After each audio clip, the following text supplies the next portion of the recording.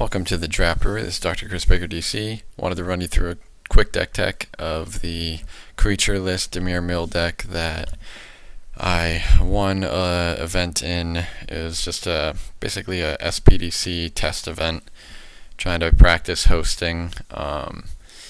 This deck was really designed by this guy, 7Rip. We were playing some practice games, and he was pretty much crushing me with it.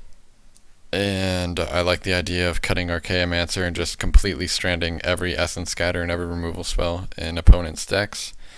Because as you can see, our deck list is full of removal spells and Essence Scatters. Basically because the format popularized by, Forley's Gatekeeper control deck, the blue-black deck, mono-black decks, mono-white decks, blue-white aggro decks. Like, they're just loaded with creatures. So this deck seems like a pretty good counter to all of that. So I built it to basically deal with all of those decks in mind, mid-range aggro creature decks, and then had a plan for control decks in the sideboard. So it plays my favorite card in the format, Basic Land Island, Urza Saga. 24 lands is a lot, but we really want to hit our land drop so that we can cast House's Bounty as soon as possible and get ahead. The version that I ran of this deck, I would change a little bit now. Freakish Cure, really don't need it. I'd play just another Font of Fortunes. One of the problems with this deck was if your opponent doesn't play a single spell, you don't have a way to kill them, and you'll get decked. So you have to play one main deck Tome Scour in order to prevent that from being a thing.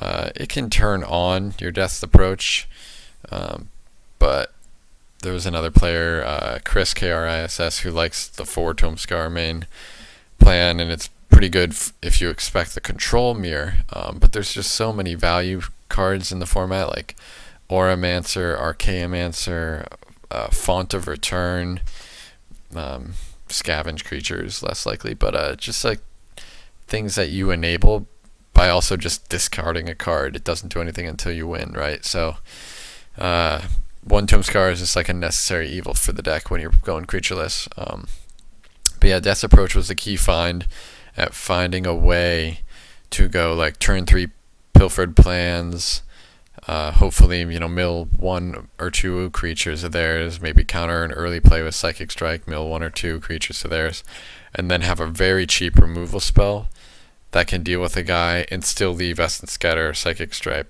or Countermand or Grizzly Spectacle open, so you're not getting totally behind on board. At first we had cut Grizzly Spectacle entirely in favor of Death's Approach, but I figured why not just play them together and basically kill all the creatures. Devour Flesh is really good against hexproof things, and it can kill anything on turn 2. It's easy to cast. Freakish Cure, I've just been less impressed with it over time. Missing a lot of creatures in the format will have 4 toughness, and it'll just miss. Scatter is really good at getting the Archaeomancers, Auramancers, the Gatekeepers that can, like, Sunspire can make 2 guys. Any creature that makes 2 creatures can be a problem. Crypt Incursion, very powerful card. It's kind of a nombo with the Death's Approach, but the life gain that basically lets you restart the game. And at that point, if you gain anywhere from 12 to 30 life or whatever with it, it's really hard to lose. So that card is solid. Other than that, once you're casting Thassa's Bounty, you're usually in a position where you have card advantage and basically are ahead of cards on library on them, and they should figure it out and just concede. But some people like to get decked, and that can be fun. Alright, so looking at the sideboard, let's check it out over here. Okay, so the first card is Duress. We really want to help that control matchup. I don't usually like Duress, but it's pretty good against Razor Tip Whip as well on turn 1. That card is a problem. Negate, Dispel, Psychic Strike, Countermand, Tome Scour, like just the ability to get those cards out of hand is pretty good. The 3 more full board Tome Scours, not only good against the control mirror that's potentially has the same plan as us, but it's pretty good against decks. Sometimes we'll go deep and they'll just board in all 15 cards because that's allowable in the rules now, that you can just go up to 75 cards. And so sometimes I'll hedge, and when I think someone will do that, I'll just board in my 3 extra Tome Scours. Sometimes they won't, and I'll have 63 cards in library or something, and it'll be weird, but it's fun. If I were to change my sideboard after this event, Dispel is definitely too narrow. You don't need to. I would cut at least 1 and replace it with another Negate. Negate takes care of bestow creatures when they're trying to be an aura. Read the Bones, Stasis Bounty, ways to stop them from getting card advantage.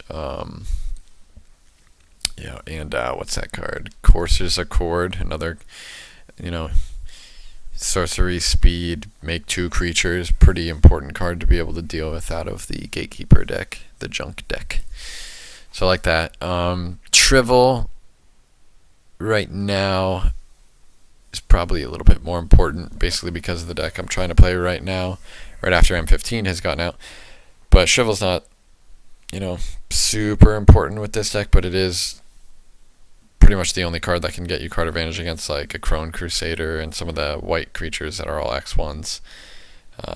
So it's very helpful there. Servant of Timuret can block huge ground creatures really well. Things like I've seen some Nessian Ash. They're not common, but that anything with ethereal armor. But the real key to have it is just to have some way to gain life against a Razor Tip Whip deck, since they counteract each other, which usually gives you enough time to mill them out. So I guess Creatureless Dimir Mill is kind of a non sequitur here, whatever. Because we have these 3 creatures, Benthic Giant as well. I've won games with just this creature. It's really just cool when the opponent just can't play all their removal spells. They'll side them all out, and then you'll bring these in. You'll win with them. They'll bring their Devour Fleshes or their Essence Scatters back in or something. Then you take them right back out. It's just interesting how the presence of just having these cards around in game 2 can really alter the landscape of the matchups. But sometimes just a huge 4/5 blocker can give you enough time too. You don't even need to attack with it to win with it, but it's kind of Devour Flesh or Celestial Flare or Bust with that, and even then you can still counter those spells. But yeah, so next I'll take you through, I think there were basically 5 rounds through this SPDC event. Played 3 rounds and then it cut to top 4, and then played similar matchups, but the games were pretty cool and interesting, so we'll go to those next.